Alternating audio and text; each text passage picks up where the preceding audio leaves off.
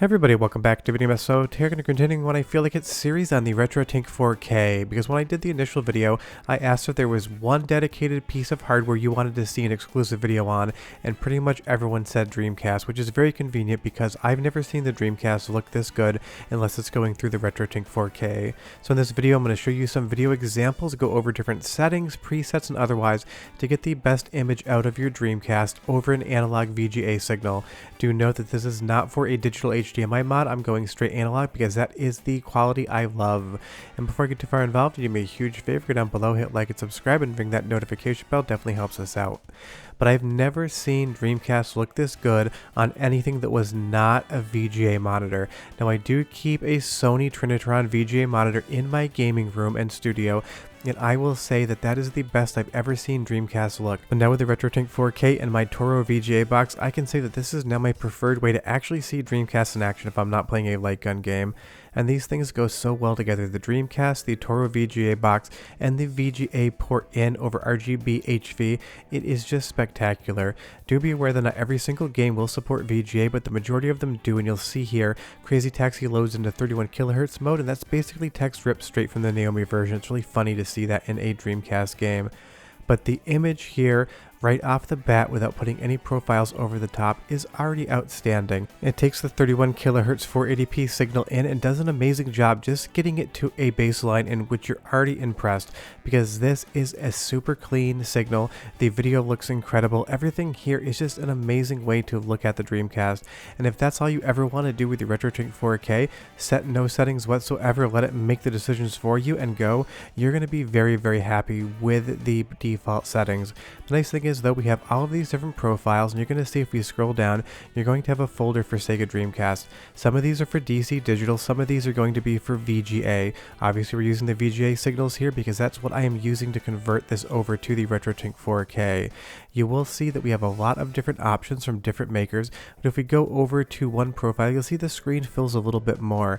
If we go into Toro over, that's going to overfill the screen. You're going to want to avoid things like this. It's just going to end up cropping pixels, so be aware that any sort of over is going to take things out. Now Sharp is going to reduce the window down slightly in size, so you're going to have these black letterboxes on the left and the right. But this is the Toro profile on the fit to the image, and you can see that it just looks absolutely outstanding. It takes care of all the decimation for the console and the RetroTink 4K, and just gives you an image that is clean, sharp, vibrant. It works 100% of the time. And if that's all you ever do, put a profile over the top, you're going to get one of the best looking Dreamcast images you have ever seen. And don't get me wrong, VGA monitors look incredible as well, but I have a 17-inch one. I can do a lot better at 4K on my television. Now if we go into advanced settings under processing and effects, there's a lot of good scan lines that we can place over top the image that are going to help, especially with that slight vibrancy on the back right hand side of the bumper. That seems to be maybe like 1 to 2% hot in my opinion. Now that is what it's supposed to look like. I just personally think that that's a little bit brighter than I like. So if you play around with some scan lines, I really like the Super Gaussian filter here, and you can play around with these strength and sort of darken them or lighten them at your will. And I know I said that I thought that the bumper was a little bit hot. Do be aware that that is a very subjective opinion. When I say I think something should change, I'm not saying that anything's being done wrong. Once you get the device into the RetroTink 4K and throw a profile on top of it, every other change you make is subjectively one you want to. If it looks good to you, you should be happy and you are doing the right thing. Do be aware that there is a zoom mode. This is just kind of to take a look at the pixels, peep on them, but look at the kernel in that sign there. I've never seen it so sharp ever in my life. Now moving over to Soul Calibur, there's a lot of different other options we can play around with, but really, even at the default, this is going to be such an incredible image. But let's pause it and play around with some of these scan lines. They give a completely different look depending on which one you set. And you're going to see that it does bring the brightness of the image down because those scan lines are going over top the image. And because I do think again that maybe the skin tones on her chest there are a little bit too blown out for my personal liking, I can play around with the scan lines, I can play around with the modulation and the strength, red bleed I really wouldn't touch too much unless you want that to happen. You can take down some of the brightness in the image. It's only like maybe 1 or 2%, but you get a little bit more detail resolved in her chest and in her neck skin there. It isn't so blown out on the highlight. Now I understand that was the artist's intention when they made this game and intended it to run at 31 kilohertz, but very often you can recover some fine detail in some of the brighter areas of the image. Now you'll see here we are on the sharp mode and the image is definitely not filling the entire screen. If you want to switch over to fill, that's what's going to take care of it there for you. And it's so quick I did it in between round 1 and round 2. I won the first round, changed the setting over, and then went right back into round 2 without having to think whatsoever. But from the motion cadence to the overall vibe here, it just looks spectacular. All of those motion blurs on the character with the fast motion resolve so well. Again, this is just an image that looks outstanding. You couldn't do any better unless you had like a 27-inch Tri-Sync arcade monitor that was new out of the box. But here is the sharp mode. You're going to see exactly what it looks like, and through the magic of editing, all I'm going to do is scale this in Resolve right now. And you would have no idea I did it if I didn't tell you, and that's exactly what the fill mode is going to do. It is just going to XY scale that image to fit the borders, and it does an incredible job of it. Now if you do have like a 70-inch 4K television like I do, you can totally use sharp, and you're not really going to miss much whatsoever, and it would be 1 to 2% maybe sharper. Totally non-scientific number, just throwing it out there, but you get to decide what works for you. Now let's move over to a pure 2D game, Guilty Gear X. This is still a beautiful, outstanding looking game, and right now this is just the base profile to fill the screen on the Firebrand X profile.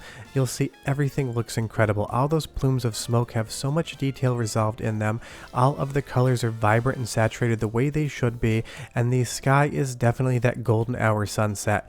It should be clipping off to white in the sky because it's the sun. If you point your camera right towards it, it should go to pure white, and that is being resolved fully here on the RetroTink 4K. Those are the type of things I look for. I want that really bright sunlight, but I want the rest of the image not to be washed out because of it. But let's throw some scan lines on again so you can get a sense of what they look like over the top, something pure 2D. And that sun is still a pure white, it is still clipped, but the scan lines kind of ease up the gradient a little bit on the sky in my opinion. Again, these are all creative choices as objective image making qualities, and you can totally decide what works for you. But as we go to the right of the screen in this darker area here, it does still look good. But let's move over to a more bright scene where the color profile and the overall brightness to darkness ratio is more even. We have some scan lines on in the sky. You can see them over top the image, and they blend so nicely together. I do think Guilty Gear here benefits from a little bit of a scan line over the top because it does remind me of playing this on my VGA monitor, and I do love a little bit of an image on top of it. Now I don't go for the whole aperture grill thing. I think that's just a little bit too much for me, but that is an option as well. But the motion here is just outstanding, and if we move back over to sharp mode with no scan lines on, you can just see how those clouds in the background are resolved. Every single pixel is visible. If you pause this video even with compression, you're going to be able to detect every last bit of detail within the image, and that is just 10 out of 10 territory levels of good. Now this next example I actually want your help with. I'm going to go down to RGB component ADC, and I'm going to play around with the pre-ADC gain. I do think that maybe the bottom right hand side of the screen, the green is just a little bit too washed out in my opinion. Now I understand we all have different monitors. You might be watching this on your computer, on your television, on your phone. I think if I drop it down 1/10 of a decimal place, it does have a better overall tone to the color of the actual court. Now again, my monitors are calibrated for different sort of uses. I am a filmmaker, so I keep them calibrated for client stuff. But as I move around here, you can see the image brighten and darken. You can always play around with pre-ADC if you think the Dreamcast image is a little bit too bright, because sometimes over VGA I do find the image to be like maybe 5% brighter than I'd like it to be. It is way more evident on a VGA monitor, especially one that hasn't been used for multiple hundreds of hours. The tube is so fresh that sometimes it is optic white and you really do want to squint your eyes sometimes. But this core with 1/10 of an ADC decimal place lowered looks incredible. Well, we can bring it right back up. And that is the great thing, game to game, level by level, you can play around with the settings. Now fair warning, don't get too engrossed in it and completely forget to play the game, but you can and will adjust anything you want and get a really good sense of what looks good to you. But let's move over to Marvel vs. Capcom 2. I want to do a little mix and match of 2D elements and 3D elements on the same screen, because they've either shown you pure 3D games or pure 2D games, where Marvel vs. Capcom 2 is going to incorporate both art styles together. And again, right off the top, this is just an amazing image. All of the 2D elements look great. They're sharp at 4K. All of the background 3Ds coming through as well. Even the fog where you can barely see that ship coming in to the left. This is an absolutely perfect image in my opinion. I don't think this game actually really needs scan lines, but you can play around with them, and that is the great thing. You can decide what looks good for you for any individual game. But as far as the motion cadence here, all of these colors coming out of the background, how the screen gets so bright there, this just looks incredible. Now when I had my old scaler and I would run Dreamcast via VGA, it would look very good, but I always felt like the image just didn't give me the same quality as a VGA monitor or arcade monitor. But now with the RetroTink 4K, I can say I'm getting the exact same thing, and that's all I want. An image as good as a 31 kilohertz monitor. But let's throw some scan lines on top as well, and you can see in the sky there how they look every single time you adjust them, and that's the other great thing. All of these adjustments are real time. You see them over the top. In Marvel vs. Capcom 2, I do think throwing the very faint scan line over, at least for this level, does help the sky look less like one big giant block of blue, because there really isn't any color shift unless you get very far to the left of the screen where you get a little bit of white puffy clouds in the bottom. But when you're on the right, it just seems like it is a complete monotone color background.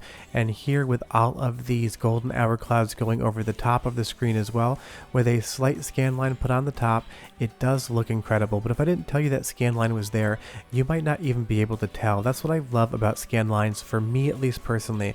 I like just the hint of them, a little bit but not too much. Other people like a much stronger scan line, and that is totally fair, but you have so many options you can adjust to what works for you. Now let's move over to a shmup really quick to talk about latency as well as the overall image. Some shmups are going to not fill the screen by default even if you have it in fill mode, and that is based upon how these settings are for the Dreamcast hardware and the game. You'll see here they have a monitor type adjustment, and if I go to horizontal 2, I'm getting a constrained scale on both axes. At least it looks very close to me. It might be 1 or 2 pixels off. I did not measure. I go by interpretation and feeling. But getting into the game, again, if there was any sort of latency issue, I would immediately be able to feel it. Fighting games and bullet hell shmups are the two games in which you do not want to have any lag in your setup. Now, I'm not saying the RetroTink 4K is mathematically lag-free.